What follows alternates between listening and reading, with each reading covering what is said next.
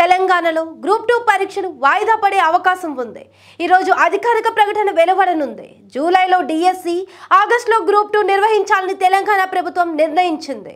ఈ మేరకు టీజీపీఎస్సీ ఉత్తర్వులు కూడా జారీ చేసింది. దీంతో అభ్యర్థులు ఈ పరీక్షలకు సిద్ధమవుతున్నారు. అయితే వెంటనే గ్రూప్ 2 డిఎస్సి పరీక్షలకు సన్నద్ధం కాలేకపోతున్నామని నిరుద్యోగులు ఆందోళన చెందుతున్నారు. గత కొంతకాలంగా గ్రూప్ 2 పరీక్షలను వాయిదా చేయాలని డిమాండ్ చేస్తున్నారు.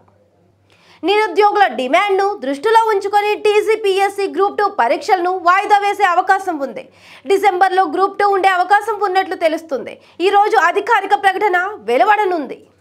గ్రూప్ 2, గ్రూప్ 3 పరీక్షలను వాయిదా వేయాలని, పోస్టుల సంఖ్య పెంచాలని డిమాండ్ చేస్తూ నిరుద్యోగ జేఏసీ ఆందోళన చేపట్టిన సంగతి తెలిసిందే. గ్రూప్ 2 పోస్టులను 2000కు, గ్రూప్ 3 పోస్టులను 3000కు పెంచాలని డిమాండ్ చేశారు. గ్రూప్ 1లో 1:100 నిష్పత్తిలో మెయిన్స్కు ఎంపిక 25,000తో మెగా డిఎస్సి ప్రకటించాలని కోరారు. దీనిపై నిన్న సాయంత్రం సీఎం రేవంత్ రెడ్డి శుక్రవారం అత్యవసర సమావేశం నిర్వహించిన విషయం తెలిసిందే. జూలై 18 నుంచి ఆగస్టు 5 వరకు డిఎస్సి, ఆగస్టు 7, 8 తేదీల్లో గ్రూప్ 2 పరీక్షలు జరగనుండగా ఈ రెండింటిని బ్యాక్ టు బ్యాక్ నిర్వహించడాన్ని అభ్యర్థులు వ్యతిరేకపై సీఎం దృష్టి సారించారు. ఇదే అంశంపై సీఎం కూడా సమావేశంలో చర్చించారు.